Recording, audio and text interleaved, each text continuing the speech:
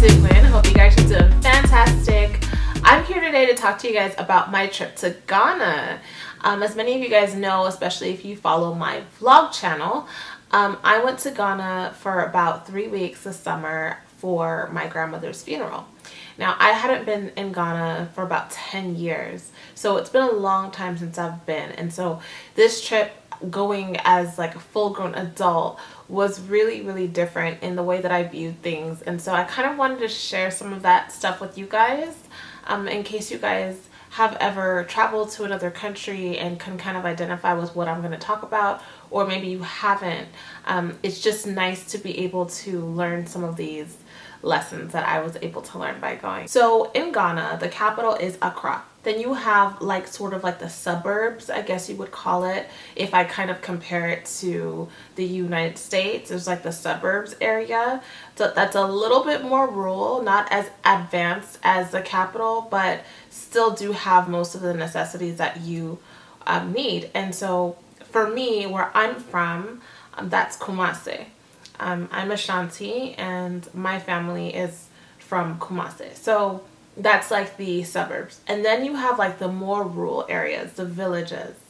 And that would be equivalent to like anywhere that's rural in the United States. So it's not the city, it's not the suburbs, it's just rural. And those are the villages. So the first thing that really hit me was when I went to the village, because that's where we had the funeral at.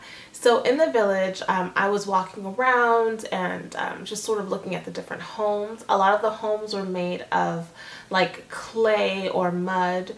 It definitely reminded you of the things that you probably see when you watch Africa on TV. It's definitely not representative of the actual country. It's just a part of the country. And so walking through there, I was kind of shocked. I was shocked because it's 2016 and I just assumed that places like that would be more advanced. But even in this day and age, they aren't. And it really humbled me. Just walking through the different houses and seeing what was actually in the homes, which was not too much of anything. I met a family who was eating dinner on the floor, and you know, they're obviously very poor, but they're very happy. They're very happy. There was this little girl that I met and she was so sweet and so beautiful. The first day I met her, she asked me to take a picture of her. And so I asked her mom if it was okay and told her, you know, where it would probably go, and she said it was fine. I took a picture of her and I would see her for like the next couple of days, and she still had on the same dress, that same nightgown that she had on. She was wearing it every day and she did not have on any shoes. I'm telling you, she was like the happiest girl. So beautiful, so sweet, and so content. It really made me pause and think to myself, wow, these people, they live here and they just love life. They love God. God is the center of their world, and God takes care of them just like He takes care of us. Granted, a lot of these people maybe don't know what else is out there, so you can say, well, they're only happy because they don't know what they're missing out on. But at the same time, does it really matter? They're happy. Happiness is something that you cannot buy. You can look at celebrities, you can look at the richest people. It doesn't mean they're happy. That's why a lot of them, you know, do take a lot of drugs or do abuse a lot of substances, because no matter what, they're not happy. So I would rather be happy. Seeing the way that they lived in the villages really allowed me to know that a lot of the things that I think I need, I don't need. Almost everything is just a want, and you really can do without it. And sometimes it's really nice to do without things, so you can really see how much you rely on things for your happiness or for your comfort. Sometimes it's good to be a little bit uncomfortable. When we were in the village, my aunt was really nice and she like rented a hotel for the family. So we were staying in a hotel in a village. It was actually a really nice hotel to be in a village. And in the hotel, we did have all of the luxuries that you would need to be able to feel comfortable. However, knowing that just down the street there's people living in mud huts with barely anything to eat, definitely didn't leave a good feeling in me. And so I felt like I needed to do something and reach out to those people and help them as much as I could with as much as I had at the time. But it was so humbling to know that we don't need all these fancy things that we have. It is so extra and it's so unnecessary, and it doesn't make you happy. People and love, that's what actually makes you happy, because there are people living with pretty much nothing and they're fine. They're positive, they're smiling, their skin is glowing, and they're happy. So that was big for me. That was really, really big. Something else that really touched me, and this was a little bit more subtle. Obviously Ghana is in Africa, meaning that the people in Ghana are Black people. I shouldn't say obviously, because there are other countries in Africa that don't necessarily have all Black people. So being there, I was just kind of doing my thing. And one day we were driving and I passed a building, and the building had my name on it, my Ghanaian name on it, because obviously it was someone else's name too. And I looked at it and I felt so good. I felt so happy. And for the first time, I was like, oh my goodness, like I'm home. This is where I'm from. This is me. I'm home. I get to walk around and I get to see people who look like me. I get to see people who accept me for who I am. I don't have to look a certain way to feel accepted. I don't have to speak a certain way to feel accepted. I'm accepted simply because I am me, and that's it. I love the fact that when I'm in Ghana, I get to see my people. I love the fact that I get to see Black people in positions of power. It's not just about seeing Black people. I can go down to South Central, to Compton, whatever, and see Black people. I like being able to see Black people who have power. Black people who love each other so hard and support each other. It's a beautiful thing, and that feeling is unbeatable. And it took me a while to even realize that that's how I was feeling, and that's why I felt like I was home. I felt so comfortable. Didn't feel like I had to pretend, didn't feel like I had to act, didn't feel like I had to always look over my shoulder. So that was something that was really, really, really nice to see. So now the food. I love me some Ghanaian food. And if you follow my vlog channel, you know this, because whenever I go visit a state that has a high Ghanaian population, I'm always looking for a Ghanaian restaurant to visit. Always. I love Ghanaian food. So going to Ghana, I was really excited about being able to eat it. But at the same time, as many of you guys know, I'm on a fitness journey. So I've been eating very, very clean. I've been eating on a really strict kind of, I don't want to call it a diet, but I eat like certain things every day, and I have a routine. I have a fitness routine as well. And so I was a little nervous because I was like, oh, I'm not going to be able to drink my shake in the morning. I'm not going to be able to do this and do that. And the foods in Ghana are very starch heavy, very carb heavy. Okay, there's not a whole lot of meals that incorporate lots of vegetables, and there's not a whole lot of fruits always being eaten. There are lots of fruits like mangoes and things like that in Ghana that are bomb, okay? But when people are preparing meals, they're not as conscious. Let me add a fruit to this. Let me add a bunch of vegetables to this. It's just a meal. It's just a benku. It's a tall. It's whatever you're eating. And the reason that they typically do have foods like that is because in that country, it affects them a lot differently than it does us. They don't do a whole lot of sitting around like we do. They're always on the move. They're constantly moving, walking, running. In Ghana, they're very active. They're not people who just sit around all day, just lazy, okay? They're not sitting around in cars all day. They're not, just relaxing all the time. They're moving around. So they need all of that energy, and the food is great for that. But for someone like me, doing all this sitting around, that food is not going to do me any good as far as my fitness goes. So I was really nervous about that. But you know what? It ended up being all right. I ate all of the foods. Like, I didn't not eat because of that. I ate everything that was prepared for me. And with all the walking around that I was doing, because I didn't exercise the entire time I was there. Like, I brought my fitness stuff, but I didn't do any of my exercises. But with all the walking around, with the sun and all of that, I actually ended up losing weight. I lost about 5 pounds being in Ghana. So that was actually pretty shocking. I think also too, my body was like, what is this? You know, and the drastic change in food. Also, in Ghana, the food is organic.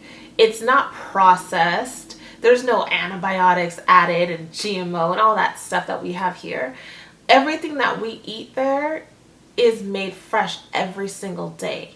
In all of the homes that my family has, like, we really don't refrigerate anything and eat it the next day. Like, there's none of that. There's no microwaving my dinner that I ate yesterday and eating it again today. Every day the food is made fresh, and every day you go to the market and you buy whatever you need to cook. It's a daily thing. So you're not having to eat things that have so many chemicals and things in it to get you sick, to make you obese. All of that is not there. So even though I was eating a lot of carbs, my body was actually like really, really happy and healthy eating that stuff, which is probably why I lost that weight. So that's a really positive thing about being there. The food is extremely healthy. Now, getting into some of the things that were a very big change for me and I got a little frustrated with being there. One of them was the perception of time. In Ghana, the culture seeps into everything that everyone does. And culturally, time is not valued the way it's valued in the US. In the United States, time is money. Time is very important to people. If you show up to something 10 minutes late, that person very well may not be there. That interview may be canceled.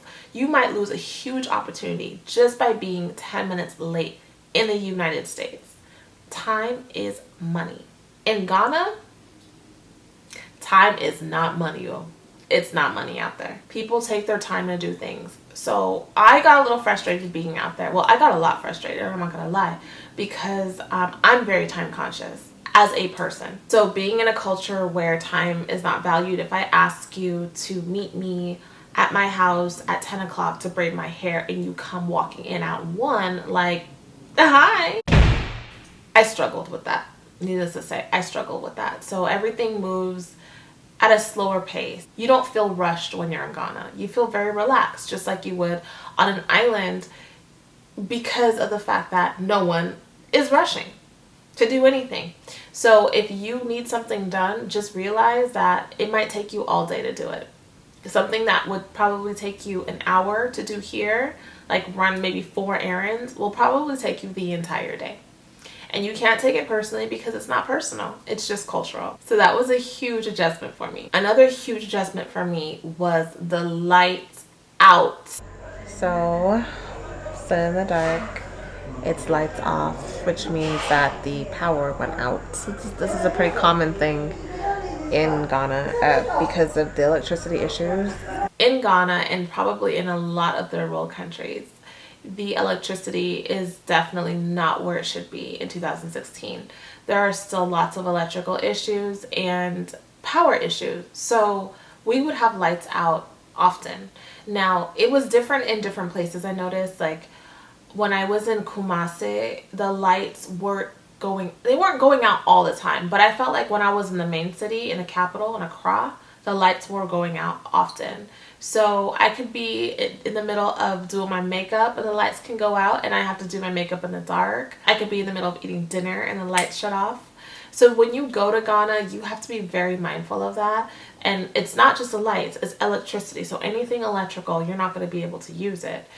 It's really important for you to have a flashlight, like a big flashlight. Obviously you have one on your phone, and if you don't, you can always download a flashlight app for your phone.